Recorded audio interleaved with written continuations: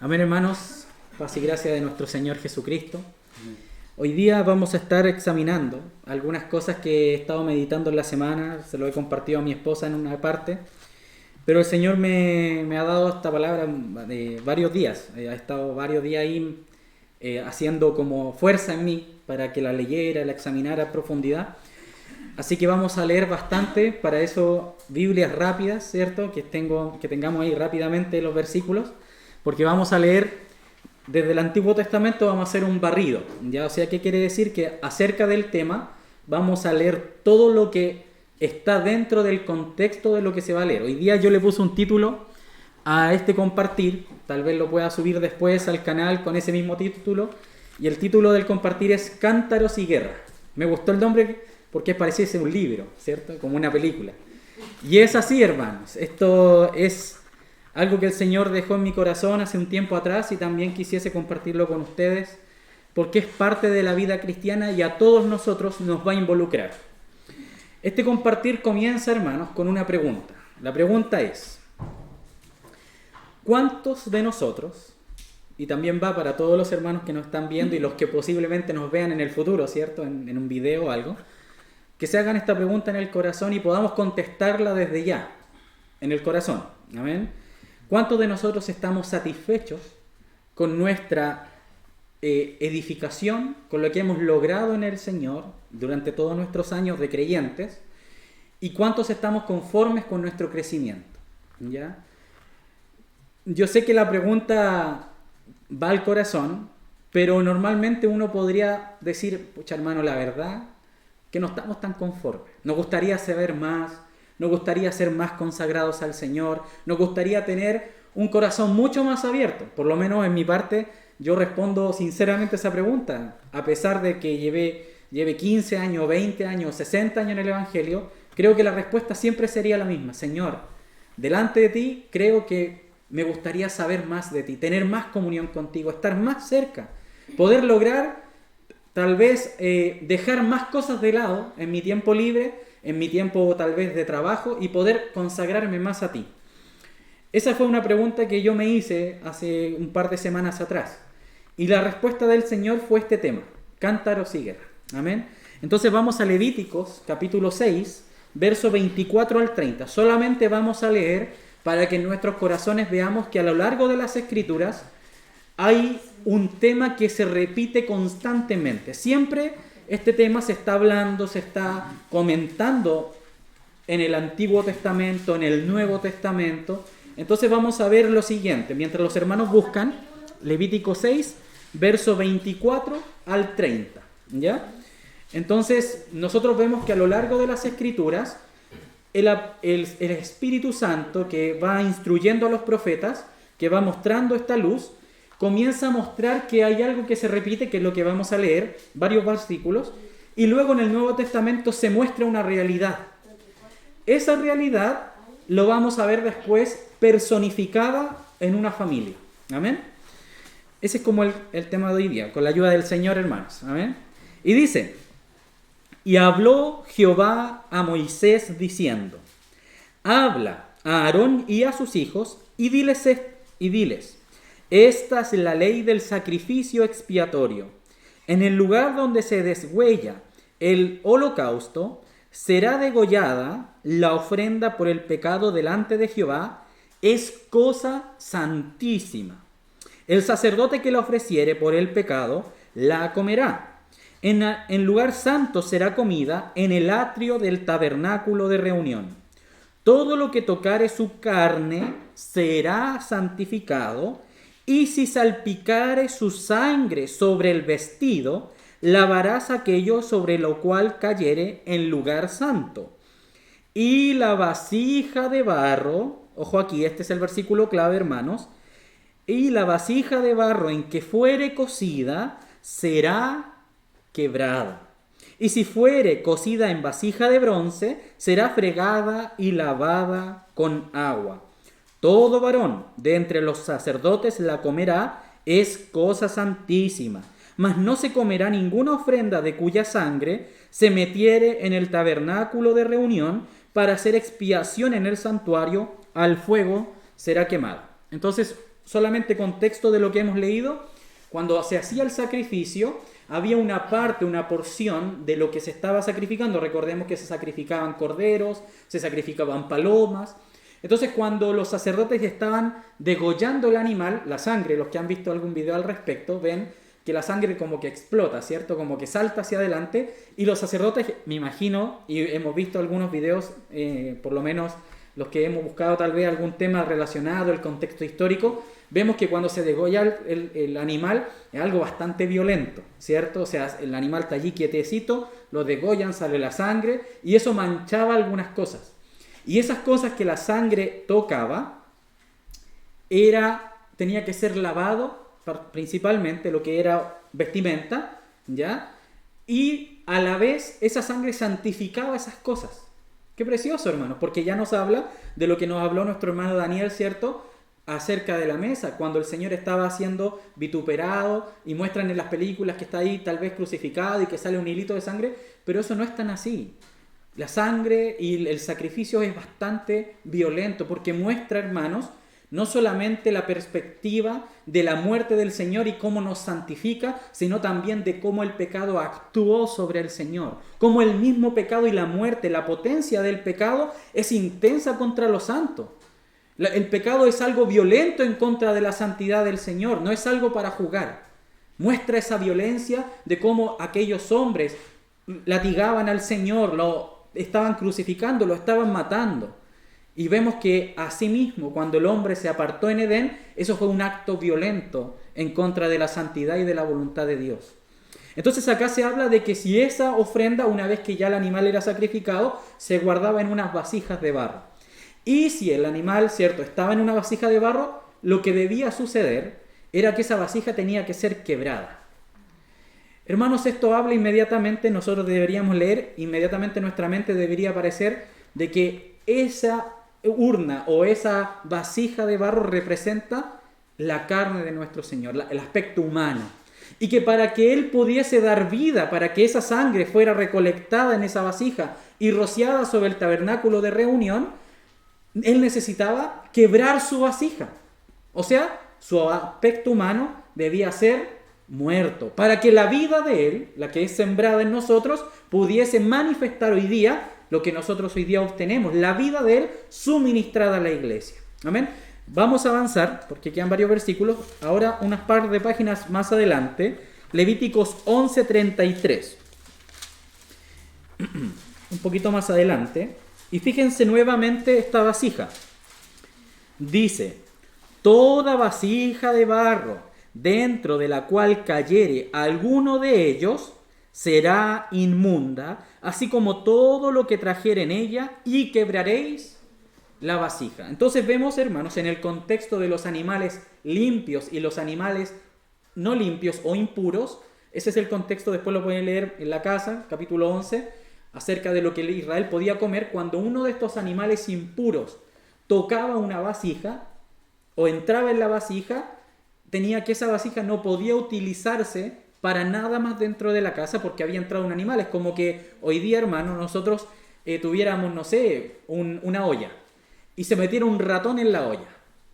Entonces, claro, las ollas ahora son metálicas, ¿cierto? Uno las puede fregar y las puede desintoxicar, desinfectar. Pero en ese tiempo una olla de barro quedaba con los vestigios del ratón que había estado allí. Entonces, ¿qué tenían que hacer? No se podía utilizar y era quebrar. ¿Ya? Entonces, la vasija de barro, tanto el aspecto puro como el aspecto impuro, debían ser quebradas. Por ambos propósitos, y luego vamos a ver por qué tenían que ser quebradas. Vamos a Jeremías, ahora avanzamos. Esto es la ordenanza de Levítico. Ahora vamos a Jeremías, a los profetas, donde ya el Señor comienza a hablarnos y a darnos una correspondencia con lo que esto significa, ¿ya? Jeremías capítulo 18, verso 1 al 6. Jeremías capítulo 18, versos 1 al 6. Voy a leer, hermanos queridos. Palabra de Jehová que vino a Jeremías diciendo: levántate y vete a casa del alfarero, y allí te haré oír mis palabras. Y descendí a casa del alfarero, y he aquí que él trabajaba sobre la rueda.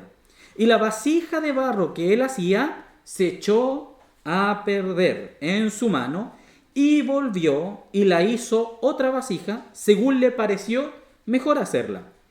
Entonces vino a mí palabra de Jehová diciendo: ¿no podré yo hacer de vosotros como este alfarero, casa de Israel? Dice Jehová: he aquí que como el barro en la mano del alfarero, así sois vosotros en mi mano, oh casa de Israel. Entonces, en un primer aspecto, estas vasijas de barro representan personas, ¿cierto? Inmediatamente aquí el Señor está diciendo que aquellas vasijas que el Señor está formando, o sea, estas vasijas son para el servicio en la casa del Señor. Recordemos que las vasijas que habíamos leído anteriormente estaban dentro del santuario, era para contener el sacrificio. Entonces, esta vasija en particular, esta que se echó a perder en las manos del Señor, representaba a Israel, representó un pueblo. Entonces, ya tenemos que ir entendiendo que las vasijas que se quebraron al principio también están representando personas. La primera que leímos representó al Señor Jesús, porque Él necesitaba morir en su humanidad, en lo que era hombre, para que la vida de Dios fuera otorgada a la iglesia. La segunda era la vasija inmunda, ¿cierto? Donde se metió un ratón, se metió una culebra, algo allí, y que tenía que ser quebrada. Y ahora hay otra vasija que se echó a perder en las manos del Señor y que el Señor la tomó y la hizo de nuevo como bien le parece. Vamos a Jeremías 19, siguiente capítulo, versos 10 y 11. Dice: entonces quebrarás la vasija ante los ojos de los varones que van contigo, y les dirás así: así ha dicho Jehová de los ejércitos, así quebrantaré a este pueblo y a esta ciudad como quien quiebra una vasija de barro que no se puede restaurar más, y en Tofet se enterrarán. Entonces, hermanos, aquí hay otra vasija que tiene otra característica. Esta vasija se echó a perder, pero ya no se podía recuperar. La otra, la que estaba siendo formada, el Señor pudo hacer algo más. Pero esta otra vasija, cuando ya pasa la profecía, ¿cierto?, de la vasija rota, el Señor dice: ustedes son esta vasija, Israel. Y como ya no se podía reutilizar porque ya había sido formada, ya estaba endurecida, ya había sido cocida, se había roto y tuvo que ser quebrada por causa de lo que Israel estaba manifestando, que en este instante Jeremías a lo largo de las Escrituras manifiesta la idolatría y cómo Israel se había ido de Dios hacia los ídolos. Jeremías 48, hermanos. Aquí hay otra vasija más que también es de barro y también es quebrada. 48, verso 10 al verso 13, dice: maldito el que hiciere indolentemente la obra de Jehová, y maldito el que detuviere de la sangre su espada.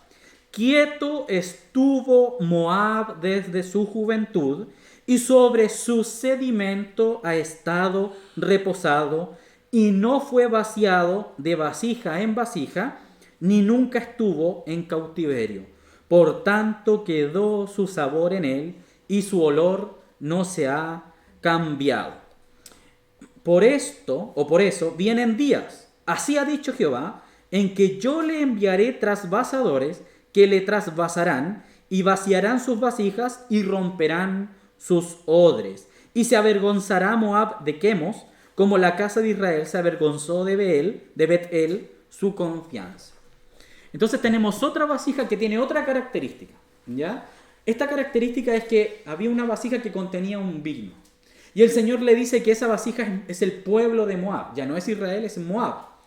Y Moab, como nunca tuvo que ir a la guerra, nunca fue cautivo, nunca vivió ninguna experiencia, estuvo como inquietud, estuvo ahí tranquilo, reposado, pero eso generó un problema en ese vino que nunca maduró. Su sabor quedó en él, o sea, nunca maduró. Entonces, el proceso de maduración que hacían aquí en este pueblo era que tomaban el vino y lo pasaban de una vasija en otra para que el contenido absorbiera las características de la vasija, ¿cierto? Y pudiese generar un proceso de maduración, de leudación, y generar alcohol y ese aroma que tiene el vino que algunas personas, ¿cierto?, beben. Como no sucedió eso, el Señor le dice que Él le enviará un trasvasador, que era un pueblo que le iba a llevar cautivo y iban a entrar en un conflicto, y que eso iba a generar que el corazón de este pueblo madurara, ¿ya? Y aparte le dice que las vasijas van a ser rotas. Ojo con eso. Vamos a Lamentaciones, el libro que continúa después de Jeremías, capítulo 4, verso 1 y verso 2. Como se ha ennegrecido el oro, como el buen oro ha perdido su brillo, las piedras del santuario están esparcidas por las encrucijadas de todas las calles. Los hijos de Sión, preciados y estimados más que el oro puro, ¿cómo son tenidos por vasijas de barro, obras de manos de alfarero? Entonces, hermanos, aquí ya la Escritura nos está revelando algo. Que no solamente son pueblos las vasijas de barro, que hemos visto que se han ido quebrando, sino que también los hijos de Sión. Recordemos que los hijos de Sión siempre en la Escritura se manifiestan o están tipificando a lo que es la iglesia. Sión es como se llamaba antes que se llamara Jerusalén. Es como un sobrenombre que se le pone a Jerusalén porque de Sión viene la salvación, de Sión viene la ayuda, de Sión viene la voluntad de Dios, los hijos de Dios. Entonces Sión es una representación o una tipificación de lo que es la iglesia. Entonces aquí está diciendo textualmente que hay vasijas de barro y que son como los hijos de Sión o como los hermanos y hermanas que componen el cuerpo de Cristo, que es la iglesia. Vamos ahora al Nuevo Testamento, Mateo 25, para ver ya algunas cosas que el Señor nos va a comenzar a hablar con respecto a estas vasijas de barro y cuál es el contenido. Porque recordemos, hermanos, que antiguamente teníamos varios contenidos, lo que hemos examinado hasta este momento. Teníamos el sacrificio, veíamos que algunas vasijas tenían ratones y animales inmundos, otras tenían vino, ¿cierto? Entonces, ¿cuál es el contenido que el Señor mismo va a mostrar que debería tener la iglesia? En este caso, las vasijas de barro del Nuevo Testamento. Entonces, capítulo 25, verso 4 de Mateo dice lo siguiente. Mas las prudentes tomaron aceite en sus vasijas juntamente con sus lámparas. Entonces, aparecen de nuevo las vasijas en el Nuevo Testamento. Cuando uno hace la indagación acerca del contexto de cómo se manifestaba lo que aquí está pasando, nosotros vemos que las mujeres constantemente y también los sacerdotes en el santuario, para mantener la vela ardiendo, en este caso eran unas lámparas de aceite, ellos tenían unas cañitas, por así decirlo, como unas tiritas, como unos hilos, por así llamarlo, unos cordelitos, y que se untaban en el aceite, ¿ya? Se humedecían y luego se les prendía un fuego. Y ese cordelito, al estar conectado y humedecido con el aceite, mantenía una flama constante, no se consumía. ¿Por qué? Porque estaba empapado en aceite. Entonces, para consumirse, tenía que no haber aceite. Mientras estaba húmedo, estaban en... ¿Cómo se llama? Ay, me desconcentré, hermanos, perdón. Estaban allí, para estar encendidas, se tenían que estar humedecidos. Entonces... Pábilo me dieron aquí. Pábilo, amén. Gracias, John. Así es. El pábilo, que es un cordelito. Entonces, tenían al lado, cuando esa lámpara dejaba de alumbrar o estaba a punto de terminar de consumir el aceite, tenían unas vasijas que eran de barro y que tenían aceite. Entonces, cuando se reponía el aceite, desde la vasija hacia la lámpara. Nosotros ya hemos compartido varias veces acerca de la significancia de la lámpara, que es el espíritu del hombre, pero las vasijas representan el alma, ¿cierto? Representan nuestra alma humana, que muestra que el Señor no solamente quiere que nuestro espíritu esté lleno de su presencia, sino que también nuestra alma constantemente esté llena de la presencia del Señor, para que haga esta conducta, ¿cierto? Esta voluntad del Señor desde que la lámpara pueda proveer aceite al espíritu para mantener el espíritu encendido. Porque si yo no tengo aceite en mi vasija, que es mi alma, que es nuestra voluntad, nuestros pensamientos, nuestras emociones, nuestros anhelos, nuestras voluntades, si yo no tengo la presencia del Señor constantemente en mi alma, ¿qué va a suceder? Que mi espíritu va a tender a apagarse. No quiere decir que usted va a dejar de ser un hermano, pero se va a volver un hermano inconstante, un hermano que en vez de alumbrar, va a humear. Porque cuando se apagaban las lámparas del santuario y no les reponían aceite, había un entorno tóxico. Es como cuando uno prende la estufa a leña y deja la puerta abierta y está el palo ahí quemándose, pero no tiene fuego, no tiene flama. ¿Qué pasa con el palo? Humea, ¿cierto? Está negro, pero no tiene la suficiente fuerza para mantener la flama. Entonces humea. O somos flama o somos tóxicos, ¿cierto? O estamos encendidos mostrando luz, manifestando luz, o manifestamos tinieblas.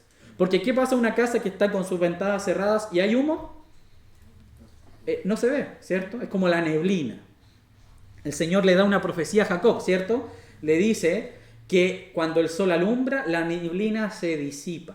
O sea, cuando hay luz del Señor, cuando hay una lámpara que está alumbrando, que está haciendo una voluntad de Dios y que está también la vasija ahí reponiendo aceite constantemente, entonces nosotros vemos que esa manifestación de la luz disipa las tinieblas. Pero cuando nosotros, a pesar de que somos creyentes, pero nuestro corazón y nuestra alma no están contribuyendo a la obra de Dios, nuestros espíritus, hermanos, a pesar de que somos del Señor, van a manifestar ese humo tóxico que constantemente el Señor tiene que intervenir de una forma providencial de Él y cortar el pábilo. El Señor no toma la lámpara y la quiebra, sino que debe cortar el pábilo para que volverlo a meter en el aceite, renovar el aceite y vuelva a dar su luz. Y ese es el trato del Señor. Entonces vemos esta lámpara en el Nuevo Testamento que está apoyada por una vasija de aceite que representa nuestra alma. Amén. Vamos a seguir adelante en Lucas capítulo 8, el tercer evangelio en Reina Valera, cronológicamente aquí o linealmente leído. Dice así, Lucas 8, 16. Nadie que enciende una luz la cubre con una vasija, ni la pone debajo de la cama, sino que la pone en un candelero para los que entran, ¿qué pase? Vean la luz. Mira aquí, hermano, qué interesante, que aquí está la vasija de nuevo. Entonces, la vasija tiene un sentido y tiene un aspecto y su lugar, pero la luz tiene también su lugar. La luz no está dentro de la vasija, sino que la luz tiene que estar arriba, ¿cierto? Alumbrando, tiene que ser el momento, tiene que estar manifestándose, pero yo no puedo colocarle una vasija encima de la luz porque ¿qué sentido tendría tener estas lámparas? No sé si se alcanzan a ver ahí no se alcanzan a ver, pero los hermanos que la han visto, ¿cierto? Una luz en su casa arriba y cubierta con algo que impide que la luz salga. Entonces, hermanos, este pasaje también nos está hablando del alma y del espíritu. Una persona que tiene una comunión con el Señor, pero su alma es aquella que toma las decisiones. ¿Se fijan? Es aquella que tapa, que esconde la luz. O sea, yo no dejo que la luz del Señor sea la que se vea en mi vida, sino que es el mismo hombre el que se manifiesta. Es como una luz que fue encendida, pero fue cubierta con una capa dura, ¿cierto? Que es esta vasija. El Señor ciertamente la vasija tiene su lugar y tiene que contener aceite. Eso es lo que nos está manifestando el Nuevo Testamento. Pero si yo prendo la luz y la cubro con la vasija, es lo mismo que nosotros tengamos comunión con el Señor, podamos tener nuestra vida espiritual y decir que somos creyentes, pero hermanos queridos, estamos dejándonos llevar solamente por nuestra alma. Qué terrible, hermanos. Y eso Pablo lo habla en el Nuevo Testamento y le llama a los cristianos sensuales o los hombres naturales. También habla de los niños en Cristo, que son hombres guiados por su carne, que no dejan que la voluntad del Señor sea la que se vea, sino que solamente se vea al hombre. Y estos son hermanos o personas que se dicen ser cristianas, pero que todo lo que hacen es solamente para su propia vida. Si pueden ir a reunión, van, pero para ellos. Si comparten algo con alguien, lo hacen para sí mismos, porque su alma es la que está cubriendo la luz y no deja que la luz se vea. No vamos a profundizar ahí, pero sí tiene que ver con lo que hemos estado compartiendo. Vamos a la última parte de los evangelios donde se menciona la vasija, que es Juan capítulo 19. Hay otros lugares en el Antiguo Testamento donde se hablan de vasijas, pero no con respecto a este contexto, hermanos queridos. Solamente se mencionan para otros contextos, por eso no son considerados. Esta es la última parte o el último verso donde se habla de la vasija en los evangelios, y luego vamos a pasar a leerlo en las cartas de Pablo. Capítulo 19, verso 29. En la crucifixión del Señor. Amén. Y estaba allí una vasija llena de vinagre. Entonces ellos empaparon en vinagre una esponja y poniéndola en un hisopo, se la acercaron a la boca. Cuando Jesús hubo tomado el vinagre, dijo, consumado es, y habiendo inclinado la cabeza, entregó el espíritu. Entonces, hermanos, esta vasija, vemos que hay vasijas que contienen aceite en el Nuevo Testamento, y vemos que hay vasijas que tapan la luz, ¿ya? Que cubren la luz. Pero aquí esta vasija es muy extraña, hermanos, porque esta es una vasija de vinagre. Y esta es puesta en la boca del Señor cuando Él está en crucifixión. Yo lo he meditado bastante, hermanos. Normalmente el vinagre hacía un ejercicio casi... la tenía la palabra y se me fue, hermanos. Así como lo que hace el ibuprofeno, como desinflamatorio o analgésico, esa es la palabra. Sí, hermano, gracias, hermano John. Analgésico. Entonces, cuando el Señor le dieron a probar vinagre, manifiesta esa acción del alma humana hacia el Señor. Es como lo mismo que hablábamos de la otra vasija que impide que la obra del Señor se lleve a cabo, pero en este caso es un sabor desagradable en la boca del Señor. Cuando nosotros ofrecemos nuestra alma llena de la amargura, llena de lo que el Señor tuvo que cargar. Recordemos que el Señor en ese minuto estaba cargando el pecado de todos nosotros. Fue un momento de amargura porque ese pecado causó que el hombre se separara de Dios. Y esa vasija de vinagre está manifestando ese momento.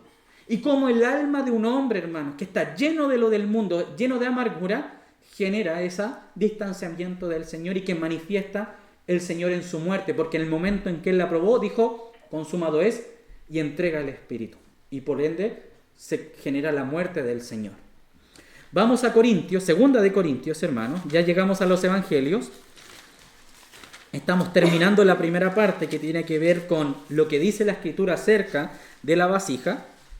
Capítulo 4 de segunda de Corintios, verso 3 al 7. Y aquí vamos a ver cómo ya Pablo está tomando cosas de la vasija, desde el Antiguo Testamento hasta el Nuevo Testamento, porque hace palabras claves que ya leímos. Y vamos a leer en una primera instancia y luego vamos a explicarlo verso por verso. Dice así, 4 verso 3. Pero si nuestro evangelio está aún encubierto, ¿qué vasija será esta? ¿Será la vasija que tapa la luz? Si nuestro evangelio está encubierto, entre los que se pierden está encubierto, en los cuales el Dios de este siglo cegó el entendimiento de los incrédulos para que no les resplandezca la luz del Evangelio de la gloria de Cristo, el cual es la imagen de Dios. 5.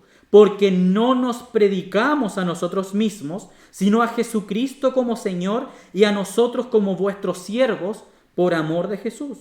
Porque Dios, que mandó que de las tinieblas resplandeciese la luz, es el que resplandeció en nuestros corazones para iluminación del conocimiento de la gloria de Dios en la faz de Jesucristo. Verso 7. Pero tenemos este tesoro. Ojo aquí, hermanos. ¿Cuál es el tesoro? El Evangelio, ¿cierto? De eso es lo que viene hablando. Cristo manifestando la iluminación de Cristo. Ese tesoro, ¿dónde está? Tenemos este tesoro en vasos o vasijas, que era la palabra más cercana que debería haber sido ocupada, o vasijas de barro, para que la excelencia del poder sea de Dios y no de nosotros. Entonces, hermanos, aquí está queriendo decir dos cosas. Una es, y esta es la importante, que el Señor generó, que es la interpretación constante que uno escucha de este pasaje, que la gloria de Dios la dejó en estos pobres humanos, ¿cierto? Que somos débiles, porque luego el apóstol Pablo empieza a decir que están perseguidos, que pasan hambre, pero nunca han sido derrotados, que están fortalecidos por la gloria del Señor. Entonces nosotros vemos, hermanos, aquí que una parte de lo que está queriendo decir el apóstol es que ciertamente el Señor nos ha dado una gloria que está en nuestro espíritu y está recubierta por esta carcasa que es como un vaso de barro, algo que es humano. Recordemos que el barro en ese tiempo era una mezcla de agua con tierra, ¿cierto? Y que se mezclaba, se ponía allí y luego se cocía para ser endurecida. Entonces, hermanos, esos son los aspectos humanos que nosotros como humanos contenemos la gloria de Dios. Pero el contexto inmediato, que son los versos anteriores, nos están diciendo que estas vasijas contienen el Evangelio y que estas vasijas deberían resplandecer. Ahora bien, hermanos, si desde el Antiguo Testamento se nos está diciendo que todas las vasijas deben ser rotas, deben ser quebradas, ¿cómo esta vasija de barro ilumina si tiene la luz dentro? Entonces Pablo, sabiendo lo que dice el Antiguo Testamento, nos está diciendo algo implícitamente, que es necesario que nuestras vasijas, que contienen esta gloria del Señor, tengan que morir definitivamente, deben ser quebradas, para que la gloria sea lo que se ve, no lo de los hombres. Porque si la vasija de barro contiene la gloria del Señor, pero sigue siendo vasija, volvemos al pasaje de aquella luz que fue encendida, pero que no se colocó en la antorcha, sino que se escondió debajo de una vasija o de un almud. Entonces, hermanos, Pablo nos está diciendo aquí que el Señor va a intentar hacer algo con cada uno de sus hijos. Y el Señor va a intentar quebrarnos.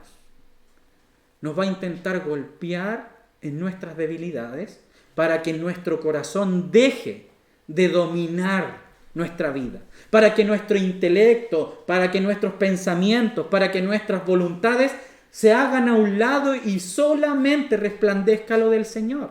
Porque muchas veces nosotros somos cristianos y por eso era la pregunta al principio, ¿estamos conformes con nuestro crecimiento? ¿Estamos conformes con la obra que el Señor o que hemos podido llevar a cabo por mano del Señor o estamos disconformes? Si la respuesta es disconformes, como la mía, yo estoy completamente disconforme con lo que he hecho en el Señor, entonces el Señor tiene una respuesta para eso. Debemos llevar nuestras vasijas al Señor para que Él las rompa, para que aparezca esta luz, para que aquella vasija que contenía aceite pueda ser vertida y que el Espíritu tome posesión, tome su lugar y Él sea encabezado en nuestras vidas. No solamente vivamos un evangelio de oídas, sino un evangelio que nace desde la fuerza del Espíritu, de la luz, y que en nuestra vida lo único que debería hacer a esa luz es apoyarla, por así decirlo. Que nuestras vidas, si nos hemos casado, si tenemos hijos, si nos vamos a vivir a un lugar u a otro, si hacemos cualquier cosa, hermanos, sea para que la luz del Señor se vea en este mundo oscuro. Vamos a ver un ejemplo, que este es el grueso de este episodio, de este compartir, hermanos. Vamos a Juan y vamos a ver allí una familia que tuvo un proceso de quebrantamiento, pero podemos ver que gracias al Señor ese quebrantamiento fue algo precioso. Vamos a leer primero en Lucas 10, verso 38 al 42, y luego vamos a Juan para ver todo el contexto de estas vasijas. Lucas 10, verso 38.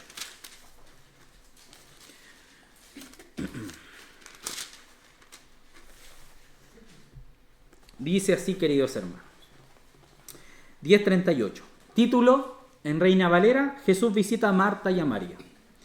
Aconteció que yendo de camino, entró en una aldea y una mujer llamada Marta le recibió en su casa.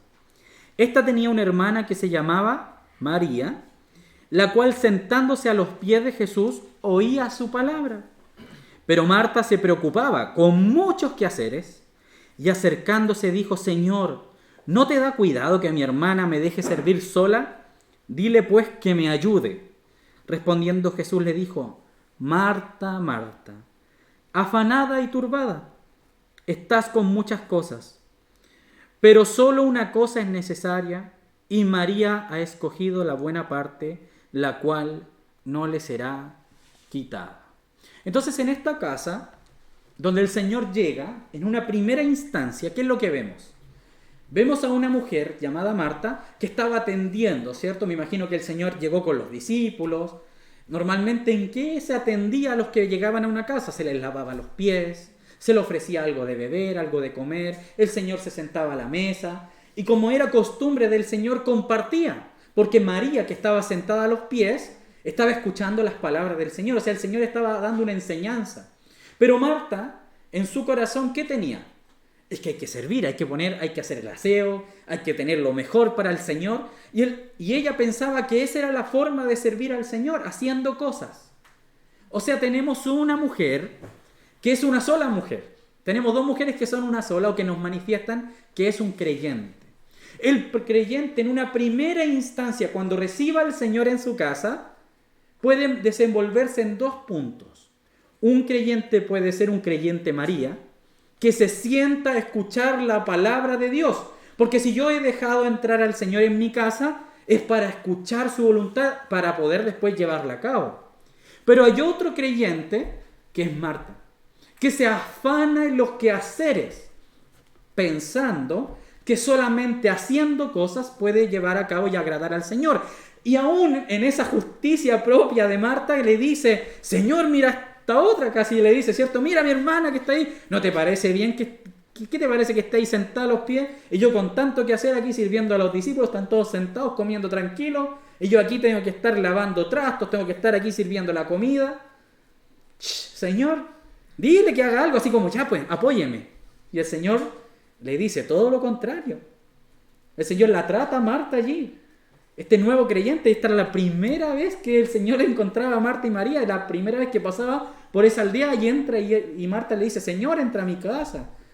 Y el Señor siempre entraba a la casa de que cuando a él lo convidaban, incluso algunos que lo hacían para tentarlo, pero el Señor igual entraba en la casa de todos, hermanos, porque el Señor, cuando dice que el que busca encuentra, que el que golpea se le abrirá.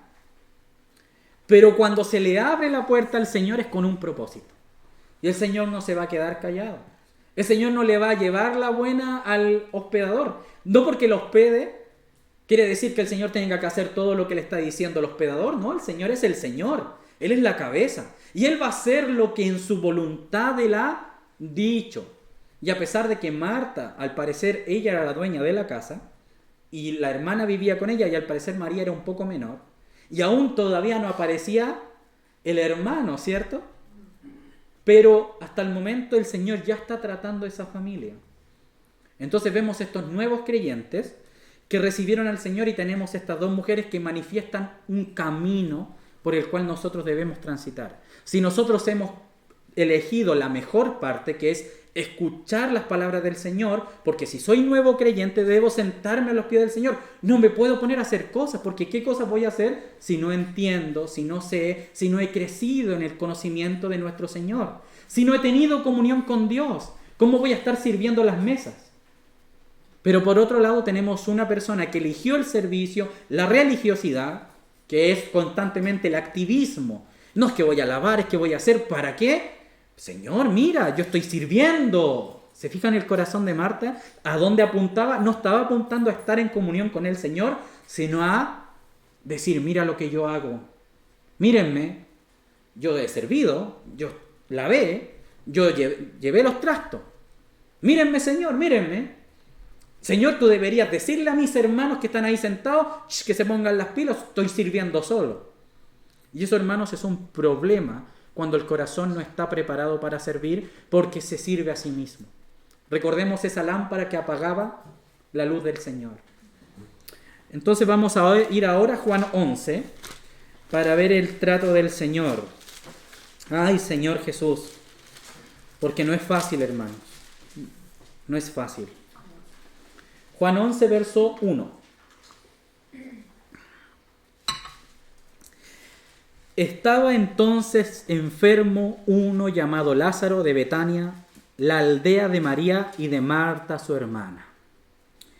María, cuyo hermano Lázaro estaba enfermo, fue la que ungió al Señor con perfume y él enjugó los pies con sus cabellos. Aquí hay un paréntesis, porque recordemos que Juan está escribiendo esta carta y estos acontecimientos que tal vez son futuros, donde el Señor realmente se le unge los pies al Señor, aquí él está como recordando antes. Pero esto ya pasó porque se está escribiendo en el futuro, ¿ya? Para nosotros tal vez sea como, uy, está escribiendo, está un spoiler, ¿cierto? Está avanzando en el tiempo, pero recordemos que esto se escribió después. Enviaron pues las hermanas para decir a Jesús: Señor, he aquí el que amas está enfermo. Hermanos, este verso a mí me golpeó tan fuerte ayer, el día sábado en la mañana, porque aquí hay una contradicción grande, hermanos. Y a veces yo me pongo a pensar en algunas cosas que yo he escuchado, en testimonios, y me acordaba de una vez que fuimos a un funeral y había una hermana que se le murió su esposo. Hay algunos hermanos aquí que tal vez se acuerden de ese episodio. Y nosotros le acompañamos a dejar a su esposo ahí, los restos de su esposo, no a su esposo, los restos de él a la casa. Y ella era una nueva creyente, llevaba un poco tiempo. Y me acuerdo que a mí me impresionó porque cuando ella estaba en el cementerio, ella gritaba: Señor, ¿por qué te lo llevaste? Gritaba así, desesperada. Y uno cuando empieza a escuchar eso, como que uno dice: uy, Señor, ¿qué está pasando? ¿Cierto? Uno como que se asusta, como que le llama la atención. Y ella gritaba: Señor, ¿por qué tú le llevaste si tú me decías que me amabas? Y este pasaje a mí me impresionó, hermanos, porque a veces pensamos nosotros que porque el Señor nos ama, no nos podemos enfermar, no nos pueden pasar cosas, no nos pueden robar, no nos podemos morir. No, porque el Señor me ama, yo soy la niña de sus ojos. Pero acá hay una contradicción en este verso, aparentemente, no que la Biblia se contradiga, sino que a nuestras almas, el que amas está enfermo.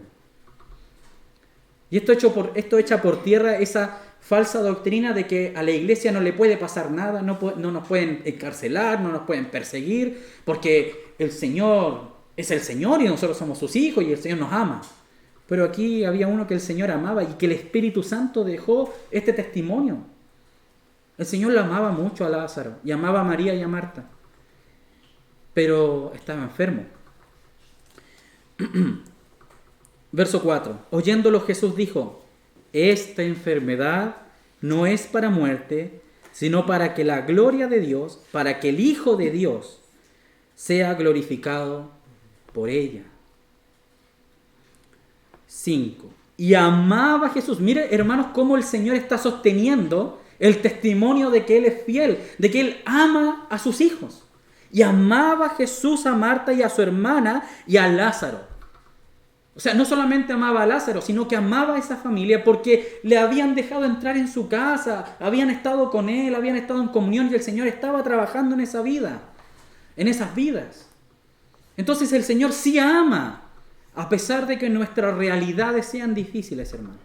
A pesar de que nuestro corazón esté viviendo cosas difíciles, tal vez estemos enfermos, tal vez nos estemos reuniendo de forma diferente, el Señor nos ama, hermanos. No debemos dudar del amor de Dios, porque las cosas que nos ocurren, así como lo que le pasó a Moab, es para que la gloria del Dios sea manifiesta. No es solamente para que nosotros vivamos tranquilos, voy a aprovechar aquí la cámara, ¿cierto? Echaditos para atrás, en la playita: Señor, dame una casa en la playa y ojalá una grande porque quiero recibir a los hermanos.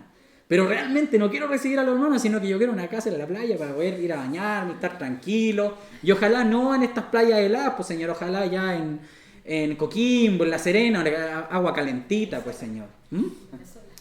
Claro, las costas de Venezuela, ¿cierto? Las preciosas playas de allá.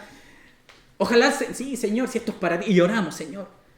Pero el Señor sí nos ama, pero no porque estemos viviendo situaciones, quiere decir que el amor del Señor se ha ido. Amén. Sobre todo en este tiempo, hermano. Ustedes entienden por qué lo digo. Cuando oyó, pues, que estaba enfermo, se quedó 2 días más en el lugar donde estaba. Señor Jesús. Es que aquí, hermanos, cuando empecemos a profundizar, hermanos, que esto es terrible, hermano. Para el alma, para aquella vasija. Porque el Señor, a veces nosotros oramos al Señor. ¿Cuántas veces hemos orado para que se sanen personas? Me faltan dedos, ¿cierto? Desde que yo estoy en la iglesia que se está orando por personas.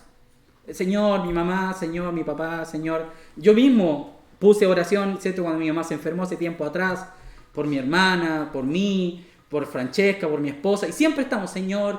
Y a veces las personas dicen, sí, Señor, decretamos. Pero se olvidan de este pasaje porque cuando el Señor supo que estaba enfermo, el Señor no fue corriendo. Ya, chiquillo, ya, discípulos, vamos, vamos, vamos. Se enfermó Lázaro, hay que ir, hay que sanar. Pero hermanos, si la voluntad de Dios es que sanar, es darle vista a los ciegos, que el cojo camine recto, que salte, que el mudo hable. Sí, hermanos, es la voluntad del Señor, pero para la gloria de Dios. Ese apellido a veces se nos olvida, hermanos. Porque a veces nosotros queremos llevar al Señor a que nos sane, pero se nos olvida que esto tiene un propósito. Y este propósito que está acá es tan precioso, hermanos, pero es tan difícil a veces de que nosotros los creyentes podamos ir al Señor y decir, Señor, haz lo que tengas que hacer para que yo pueda ver esa gloria. Porque a veces es tan dura nuestra vasija, hermanos, y que no con un solo golpe se rompe, a veces son varios. Y particularmente nosotros vemos el testimonio de Marta, de María, de Lázaro, como unos hermanos tan fieles al Señor, ¿cierto? Uy, hermano, Marta, ahí servía al Señor, María siempre al lado del Señor, después la vemos en la sepultura, Lázaro como un compañero del Señor, lo recibía en su casa. Pero mire, hermanos, lo que va a pasar. Ustedes ya saben lo que va a suceder, pero sigamos leyendo verso a verso. 7. Luego de esto, o sea, pasaron los 2 días, dijo a los discípulos, vamos a Judea otra vez. Les dijeron los discípulos, Rabí, ahora procuraban los judíos apedrearte y otra vez vas allá. Respondió Jesús, ¿no tiene el día 12 horas? El que anda de día no tropieza, porque ve la luz de este mundo. Pero el que anda de noche tropieza porque no hay luz en él. Dicho esto, les dijo después, nuestro amigo Lázaro duerme, mas voy para despertarle. Dijeron entonces sus discípulos, Señor, si duerme, sanará. Y aquí dice algo precioso, dice, pero Jesús decía esto de la muerte de Lázaro y ellos pensaron que hablaba de reposar del sueño, o sea que estaba durmiendo. Entonces Jesús les dijo claramente, Lázaro ha muerto y me alegro por vosotros de no haber estado allí para que creáis. Mas vamos a él. Hermano, esto es muy duro para nosotros. Y a veces duro para los creyentes nuevos. Que el Señor se alegre de habernos dejado padecer. Hermano, ¿estamos leyendo bien lo que está diciendo acá? O sea, la obra del Señor, esa luz del Evangelio de la cual está hablando Pablo, de la cual vimos en el capítulo 25 de Mateo de las vírgenes, y de lo que está hablando el Antiguo Testamento es una realidad. Esto nos va a pasar, hermanos. Entonces el Señor dice, me alegro de no haber estado. Hermano, el Señor diciendo que se alegra porque su amigo, el que él amaba, había muerto. ¿Pero por qué se alegraba el Señor? No de que él estuviera enfermo y padeciendo, porque luego vamos a ver la actitud del Señor frente a eso, sino de que se va a llevar a cabo una obra preciosa, hermanos. Me alegro por vosotros de no haber estado allí para que creáis. Mas vamos a él, verso 16. Y este versículo también me golpeó muy fuerte ayer, hermano. Dice, dijo entonces Tomás, llamado Dídimo, a sus condiscípulos, vamos también nosotros para que muramos con él. ¿De qué está hablando Dídimo? Bueno, hermanos, el contexto anterior. ¿Qué le dijeron los discípulos? Señor, no vayas a Judea porque allá te andan buscando para matarte. Entonces, si el Señor fue adelante, este hermano, ¿cierto? Tomás dice, bueno, entonces vamos para que nos maten a todos. ¿Cierto? Porque ese él, en el original con él está en mayúscula. Y está hablando no de Lázaro, sino que está hablando del Señor, para que muramos con él. Esa confianza, hermanos, de Tomás. Vemos algunas veces que los discípulos dicen cosas tan profundas, hermanos. Tenemos que ver su gloria. Yo quiero ver la gloria del Señor. Pero eso, Tomás dijo, bueno, entonces vamos, aunque nos maten. Vamos a ver la gloria del Señor aunque nos maten. Eso está diciendo Tomás, hermanos. 17. Vino pues Jesús y halló que hacía ya 4 días que Lázaro estaba en el sepulcro. O sea que desde que le avisaron que estaba enfermo, pasaron 2 días. ¿Cierto? De esos 2 días, en alguno de esos 2 días, no sabemos en cuál, murió Lázaro. Y el Señor lo supo. Y hasta llegar a Lázaro, cuando él llega a la aldea, ya lleva 4 días muerto. O sea, el tiempo de la enfermedad más el tiempo de muerte. Es importante, hermanos. Dice así: Betania estaba cerca de Jerusalén como a 15 estadios. Y muchos de los judíos habían venido a Marta y a María para consolarlas por su hermano. Entonces Marta, cuando oyó que Jesús venía, salió a encontrarle. Entonces nuevamente vamos a tener a este creyente que tiene 2 formas de ser. ¿Ya? Ojo, hermanos, ojo. Que nos identifiquemos con el que sea, pero nos identifiquemos y podamos ver la obra del Señor en los 2 corazones. Entonces Marta, cuando oyó que Jesús venía, salió a encontrarle, pero María se quedó en casa. Fíjense, hermanos, que María, que era la que había estado a los pies del Señor, manifestó algo diferente a su hermana. Que cuando escuchó que el Señor venía, una salió en el encuentro y la otra se quedó en casa. ¿Por qué se habrá quedado en casa María? ¿Se habrá sentido decepcionada del Señor? Que no fue a ver a su hermano, se murió hace 4 días. Llevaban 4 días llorando, los judíos ahí consolándola. Y ella se quedó allí llorando. Y Marta dijo a Jesús, verso 21, Señor, si hubieses estado aquí, mi hermano no habría muerto. Ay, Señor. ¿Se fijan la culpa que él la tenía a los ojos de Marta y de María? ¿Quién tenía la culpa de que se había muerto su hermano? El Señor. Ellas, después vamos a ver que María dice lo mismo. Entonces, ellas, lo más probable es que hayan discutido, hermanos. Tenemos que ponernos en el lugar de ellas. Imagínense, muere un hermano, un físico mío, un hermano, un papá. Y nosotros oramos al Señor. Y dijimos, Señor, sana a esta persona. Y el Señor nos dice que si no escuchó, no, yo lo escuché. Voy en 2 días. Y nosotros, pero Señor, porque esos mensajeros deben haber vuelto donde María y le han dicho, el Señor dijo que te esperé 2 días. No es fácil, hermanos. Ellas a lo mejor estaban decepcionadas del Señor. A lo mejor en ese momento de angustia, de pena, los que hemos vivido las partidas de algún ser querido, tal vez podríamos aproximarnos un poco a lo que estaba pasando, pero que estaba el Señor ahí y ellas tuvieron visiones, vieron al Señor cuando Él sanaba enfermos, ¿cierto? Andaba por las calles de Jerusalén. Recordemos que Jerusalén está cerca de Betania, a 15 estadios, entonces las noticias viajan. Tal vez supieron de la alimentación que hizo el Señor de forma milagrosa, supieron tal vez de la sanación de un cojo, de los leprosos, de cómo el Señor limpiaba, de las resurrecciones que habían ocurrido.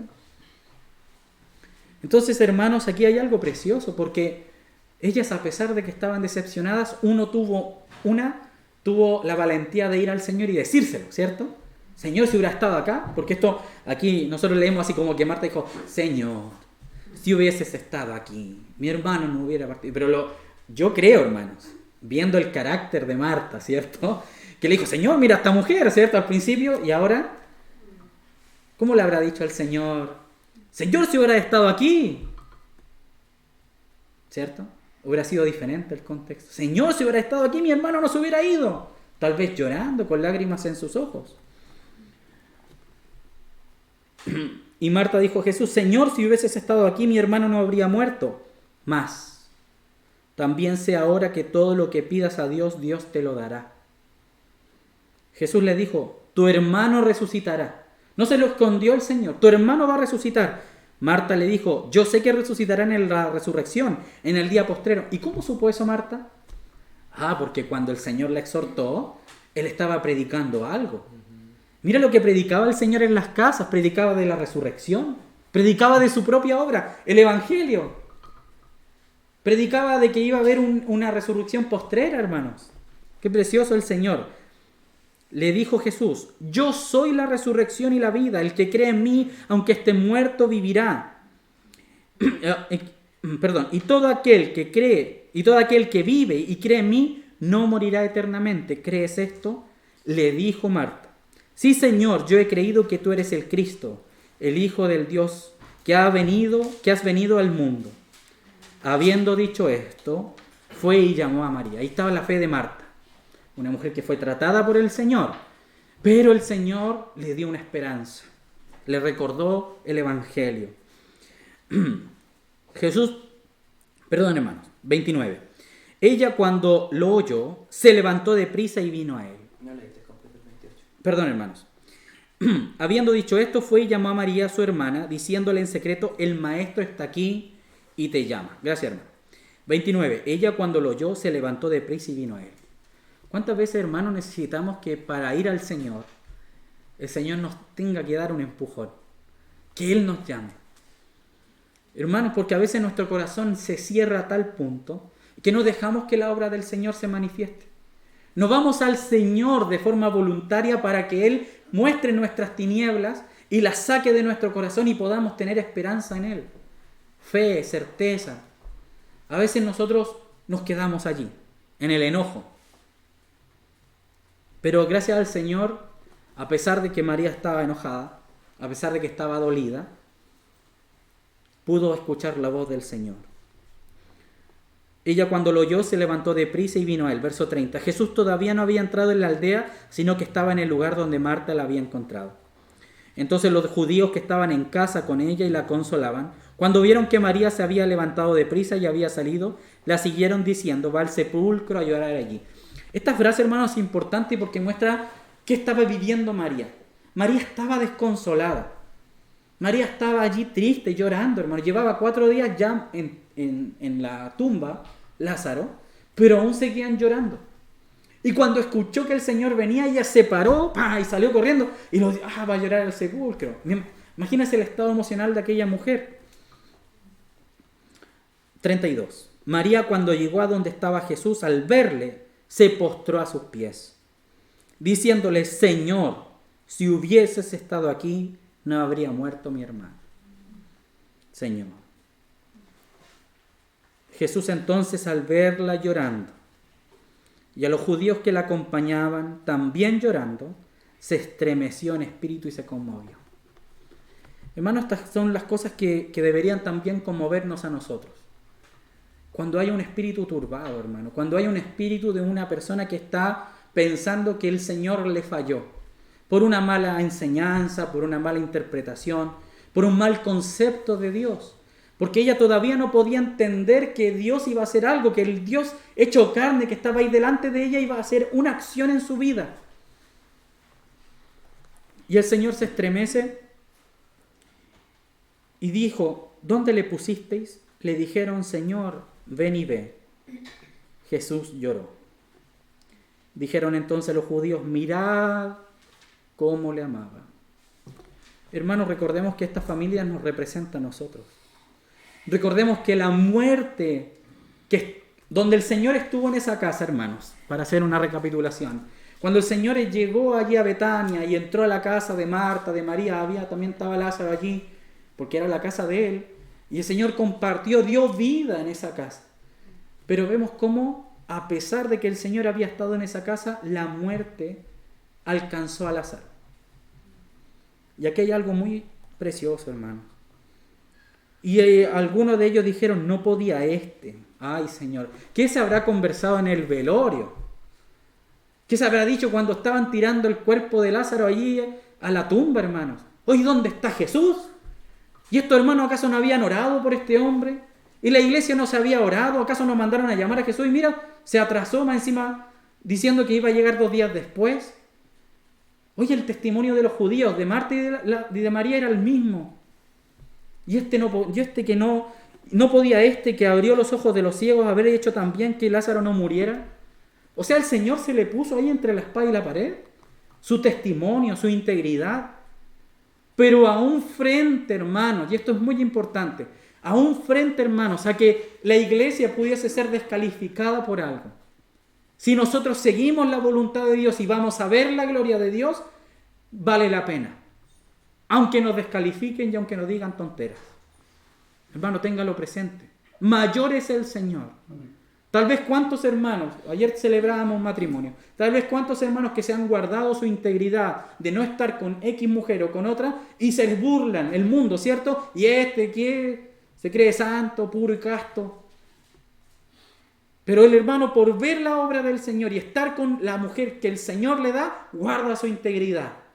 Y puedan pasar 40 años. Puede que usted se case a los 30, a los 35, a los 40. Pero si hace la voluntad de Dios, verá la gloria de Dios. Y así en toda orden de cosas, hermanos. Porque no es según nuestro pensamiento, es la luz de Dios. A ella tenemos que ir. A esa voluntad perfecta. Jesús, profundamente conmovido, otra vez vino al sepulcro. Era una cueva y tenía una piedra puesta encima. Hermanos, hay que ver aquí los aspectos espirituales. No nos quedemos con los dibujos animados. ¿Ya? Esta cueva es la habitación de Lázaro. ¿Cuántos nosotros llevamos viviendo en cuevas con una piedra encima, hermanos? ¿Se acuerdan esa luz que estaba tapada con una vasija? ¿Cuántos de nosotros llevamos viviendo en cuevas, hermanos, con una tapa encima? ¿Cuántos de nosotros llevamos, hermanos, que nuestra habitación es una caverna de oscuridad? Dijo Jesús, quitad la piedra. Gloria al Señor, hermanos. Porque el Señor va a llegar. Nos va a tratar sí o sí, hermanos. Va a ir hacia nosotros. Y va a poner su vida en nosotros. Pero, hermanos, ¿es necesario llegar a vivir en una cueva? ¿A vivir en muerte? Lázaro, que había recibido al Señor en su casa, hermanos, ¿por qué estaba ahora viviendo en una cueva? ¿Por qué el crecimiento de esta familia, que debería haber sido algo maravilloso, un testimonio, ahora está llena de muerte, llena de pena, llena de amargura, diciéndole al Señor, y si hubiera estado acá poniendo en duda al Señor? Vemos, hermanos, que no solamente es la muerte física de Lázaro, sino todo el ambiente oscuro y tenebroso cuando se tapó la luz. Y el Señor va a hacer algo, va a romper esta vasija. Estaba rompiendo la vida de María, estaba rasgando la vida de Marta y estaba viendo cómo Lázaro había muerto, pero él iba a llevarlo a resurrección. Jesús dijo, quitad la piedra. Marta, la hermana del que había muerto, le dijo, Señor, lleve ya, porque es de 4 días. Señor Jesús, hermanos, ¿cuántos de nosotros llevamos ya olor a muerto, hermanos, en nuestra vida espiritual? Algunos de nosotros tal vez por causa de la pandemia nos hemos apartado, nos hemos apagado, hemos dejado que nuestra carne tome dominio de nuestro ser. Y el Señor tenga que hacer esta obra, hermanos, de romper estas vasijas para que aparezca algo precioso que va a aparecer después. Jesús le dijo, verso 40, hermanos, no se canse, ánimo, hermanos. ¿No te he dicho que si crees verás la gloria de Dios? Quitaron la piedra entonces de donde había sido puesto el muerto, y Jesús, alzando los ojos a lo alto, dijo, Padre, gracias te doy por haberme oído. Yo sabía que siempre me oyes, pero lo dije por causa de la multitud que está alrededor, para que crean. Recordemos, hermanos, que esta gente era incrédula. Habían dicho, ¿y ese Jesús acaso no podía sanar a Lázaro? Pero para que crean, para que haya vida en ellos, que tú me has enviado, para que crean que tú me has enviado. Y habiendo dicho esto, clamó a gran voz, Lázaro, ven fuera. Ay, hermanos, que el Señor nos ayude, hermanos, a que escuchemos la voz del buen pastor y sigamos su voz. ¿Cuántos hermanos están en la religión, están en cavernas muertos, hermanos, dándole su dinero a hombres que no son la voz del Señor? Muchos hermanos a lo largo de la vida de su iglesia les toca que se enfrentan a un mal siervo que los golpea, que los martiriza, y están allí encerrados en liturgia y en cosas muertas. Que el Señor pueda abrir su boca, hermanos, y que esa gente pueda oír la voz del buen pastor, porque las ovejas siguen al buen pastor, no siguen hombres, siguen la voz del buen pastor. Si en este instante el Señor habla por medio del que comparte o de su pastor o donde usted se reúna y escucha la voz del Señor, siga. Pero si ese hombre no habla la voz del Señor, no lo siga, porque lo va a llevar a la muerte. Nosotros escuchamos la voz del buen pastor, no al predicador, la voz del Señor. Amén. Dice, y el que había muerto salió.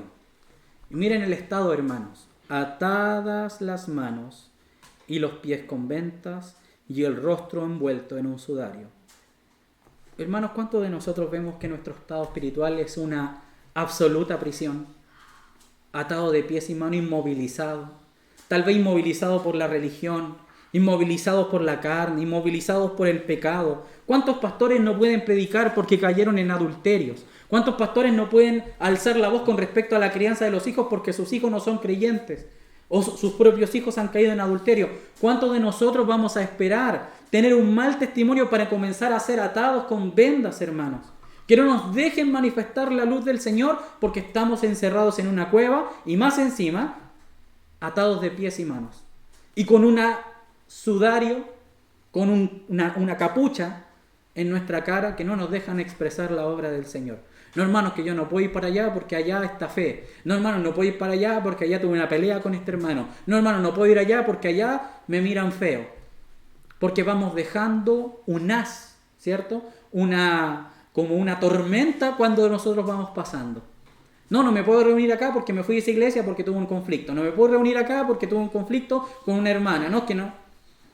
¿Conocemos hermanos así? Yo conozco varios hermanos. No se pueden reunir en ningún lugar y quedan solos. En una caverna atados de pies y manos. Qué terrible, hermanos. Que el Señor nos ayude. Esto es, hermanos, una ayuda del Señor lo que va a ocurrir acá. Y el que había muerto salió. Gracias, Señor, que pudo salir atado a las manos de los pies con vendas y el rostro envuelto en un sudario. Jesús le dijo, desatadle y dejadle ir. Amén. Gloria al Señor, hermanos. Porque el Señor nos ha llamado a libertad. Nos ha llamado a Él. Nos dice la misma palabra, por allá por Juan 8, dice que donde está el Espíritu de Dios, allí hay libertad. Me refería al otro verso, hermanos, cuando dijo que cuando el Hijo libertare, seréis verdaderamente libres. La vida del Espíritu es la libertad de la iglesia, hermanos. Aunque haya leyes y cosas y saquen sus pancartas y haya gente marchando a nuestro alrededor, nosotros somos libres por causa del Evangelio y de nuestro Señor Jesús. No por lo que diga el sistema. Nosotros tenemos libertad por Él. Ahora bien, lo que hagamos con esa libertad, hermanos, tiene que ser la obra del Señor. No la desperdiciemos, hermanos. No desperdiciemos el tiempo precioso con el Señor. Vamos a saltar al capítulo 12. Todavía no terminamos. Ánimo, hermanos. Vamos a ir un poquito más rápido. Vamos al 1. Capítulo 12, verso 1 de Juan. 6 días antes de la Pascua vino Jesús a Betania, donde estaba Lázaro, el que había estado muerto. Aleluya, hermanos. ¿Cuántos de acá habían estado muertos y resucitaron? Amén, hermanos. Nosotros, la iglesia del Señor, estuvimos en muerte. Éramos todos, ¿cierto? Romanos, capítulo 1, verso 12. Porque todos estaban muertos en delitos y pecados. Esa es una verdad. Entonces los que habían estado muertos, ahora la vida de Dios está acá. Mira lo que pasa aquí. Donde estaba Lázaro, el que había estado muerto y a quien había resucitado de los muertos, el testimonio del Señor. Y le hicieron allí una cena. Marta servía. Qué precioso, hermanos. Marta servía. Y no dice nada más al respecto. Ya no está Marta enojada con su hermana porque no la está ayudando, porque el corazón de Marta había sido tratado. Ese cántaro del Señor, sí, ella había sido llamada a servir. Y estaba haciéndolo, pero ahora lo estaba haciendo en el Señor. No lo hacía para los hombres, ya no lo hacía para verse, para exhibirse, ahora lo hacía mirando al Señor. Marta servía y Lázaro era uno de los que estaba sentado a la mesa con él. Amén, hermano. Nosotros hemos sido llamados a estar a la mesa con nuestro Señor. Entonces María tomó una libra de perfume de nardo puro. Esta palabra puro, hermanos, en el original no solamente está hablando de la pureza y el nivel de concentración del nardo, sino que está hablando de que era original. ¿Por qué? Porque el nardo, hermanos, esta palabra nardo en el griego es una palabra que indica que era una especie que crece a más de 5.000 metros de altura en el Himalaya. Y en ese tiempo obtener este perfume, hermanos, era casi imposible. Por ende, el valor del nardo puro era, y aquí lo dice, de mucho precio. Y dice, hermanos, en otra parte del pasaje, aquí cuando después habla con Judas, que era de 300 denarios. El salario de un año. Nosotros hicimos un cálculo aproximado, aproximadamente 50 millones de pesos chilenos. Aprox. Y nos estamos quedando un poco cortos.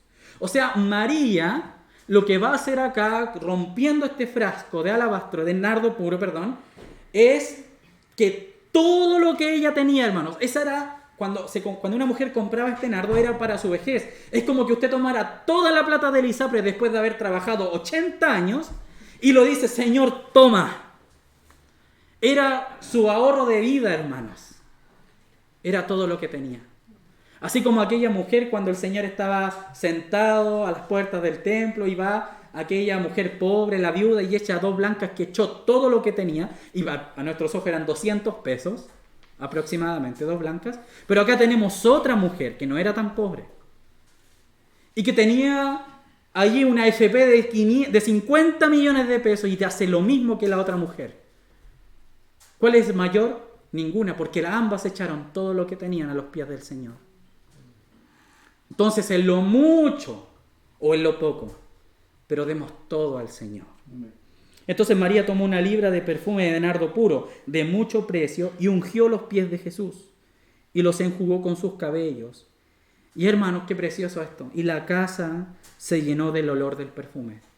Hermanos, a mí esta frase es tan especial, hermanos, porque después de ver el tratamiento exhaustivo en la vida de ellos, ese perfume estaba representando algo. Estaba representando que la vida de ellos fue quebrada.